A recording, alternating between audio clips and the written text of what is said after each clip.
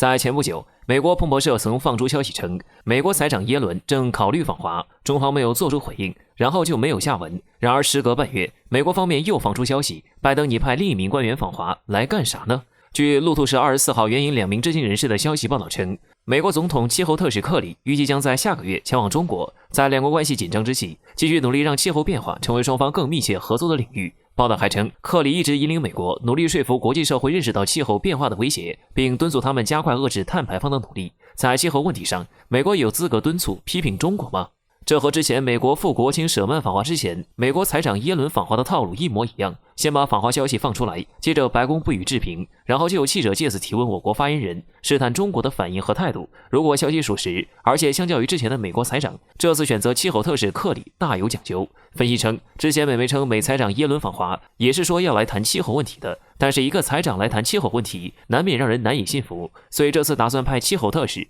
中美博弈涉及各个领域，也只有气候方面有合作空间，而且气候问题是全球性问题，这样中国非常难拒绝。如果美国会谈请求被拒，那么美媒又有了炒作空间，就像之前舍曼访华，舍曼取消访华，这都是被美国硬生生制造出来的舆论话题，试图通过制裁对华负面舆论实现自己的外交诉求。如果未成型，责任在中方；如果成型，则是美方功劳。这样的操作，美国干得可太多了。美国哪来的闲情逸致，突然要谈气候问题呢？大概率是个幌子，估计还得提阿富汗、外贸、美债等问题。这次出行消息时机也很巧妙，拜登下令情报机构限期90天内拿出溯源报告，快到时候了。美国将所谓的溯源报告再度对中国施压，而之前舍曼访华的时候，我们早已挑明了态度，中国不会接受美国自诩高人一等的态度。要是美国还没学会如何和他国平等对话，那中国和国际社会有责任好好给美国上一课。还有中方列出的3条底线2项清单，美国遵守执行了吗？还想让中国上一课吗？美国一边有求于中国，但另一边还想秀优越感，继续玩极限施压那一套。即使美国媒体和美政府双簧唱得再好，不解决清单问题没得谈，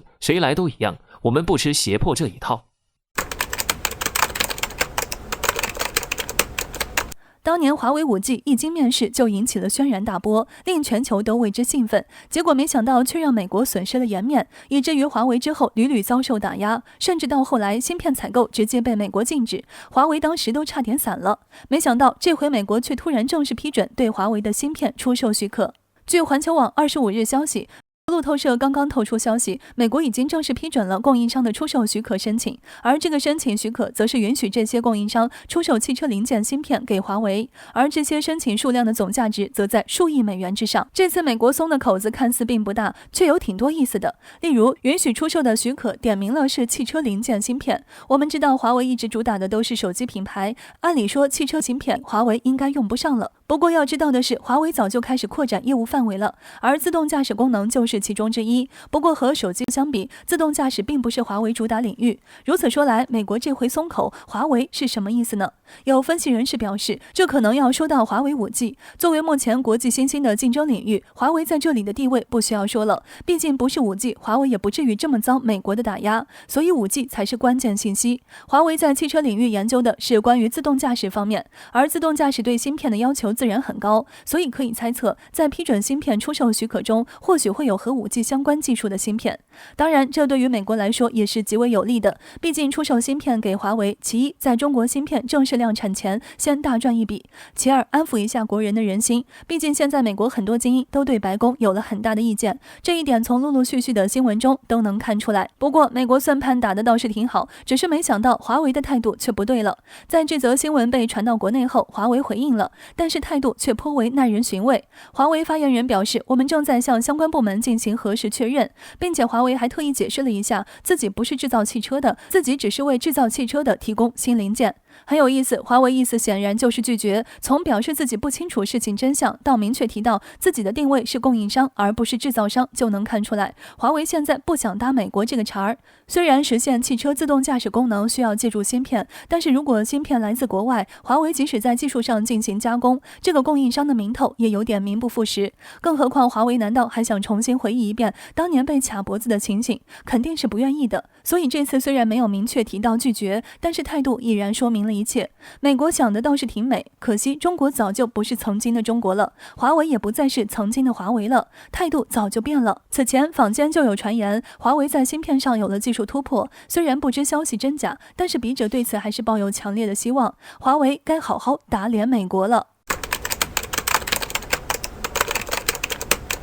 随着美国在中东缩拳头，中美在印太地区的博弈越发激烈，美国甚至还在排练下一场大战，解放军成为重点研究对象。但美国却发现不一样了，美国少了一个制胜关键环节。近日，德国青年世界报刊文称，美国展开代号大规模演习的军演，横跨17个时区，共有 2.5 万多名军人、36艘军舰和50多个虚拟单位参加。华盛顿认为世界大战有可能爆发，并且正在排练下一场世界大战，而美国似乎已经把中国当成首要打击对象。美国陆军公布一份关于中国战术的报告，这份250页的报告分别对解放军陆军、海军、火箭军、战略支援部队和联勤保障部队等各军种展开了分析，并得出一个结论：解放军已经成为与美国实力接近的竞争对手，而且解放军非常重视军事哲学、政治和理论，而且和西方军队不同的是，他们是党指挥枪。除此以外，该报告还着重提到，美国惊觉比中国少了一个关键军种。报告显示，中国的火箭军是全球最大的导弹部队，运用至少1000多枚短程、中程、洲际弹道导弹和300多枚远程巡航导弹。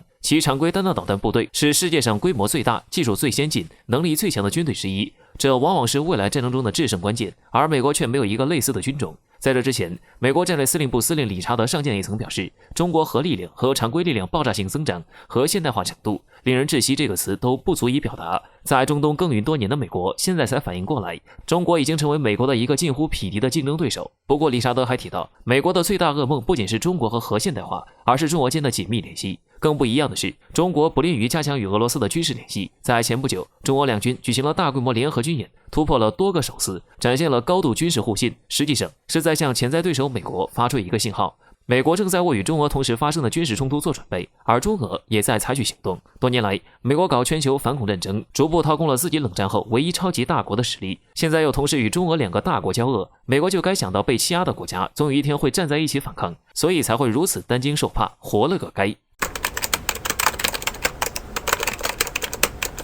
随着中国科技、经济、军事等领域的迅速发展，美国也把注意力从欧洲转移到了中国上面。因为美国人习惯了美国的发达时代给他们带来的利益，习惯了美国最大的思维，所以看到中国的迅速崛起后，就认为中国的发展会威胁到美国的利益，因此就想方设法来针对中国，以为这样就能够遏制住中国前进的脚步。但殊不知，中国已经成功踏上了发展成为超级大国的征途，没有任何国家能够阻挡中国的发展。据观察者网相关消息报道，24日23时，我国长征3号乙运载火箭在西昌发射中心成功点火升空，随后将通信技术试验卫星7号顺利送入预定轨道，发射任务也由此取得圆满成功。报道称，此次发射的火箭长度超出56米，质量共达456吨。即便如此艰难，但是在我国航天科技集团医院的努力下，让其成功飞入了预定轨道并正常运转，为我国通信技术试验任务带来了更进一步的便捷。而值得注意的是，此次发射的时间距上次长征火箭起飞仅有4个小时。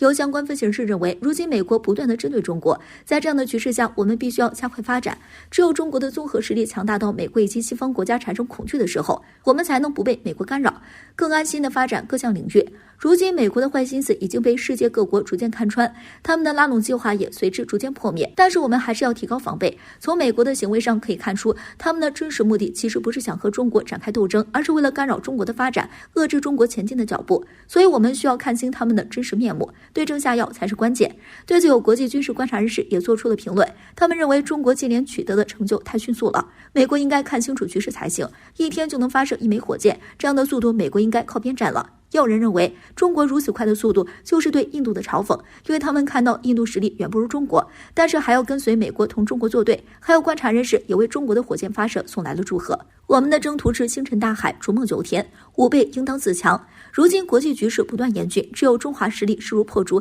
才能维护中国在国际上的大国形象。正所谓利剑方能止战，如若我们变得越来越强大，美国以及他们的盟国还有什么资格与中国谈高论下呢？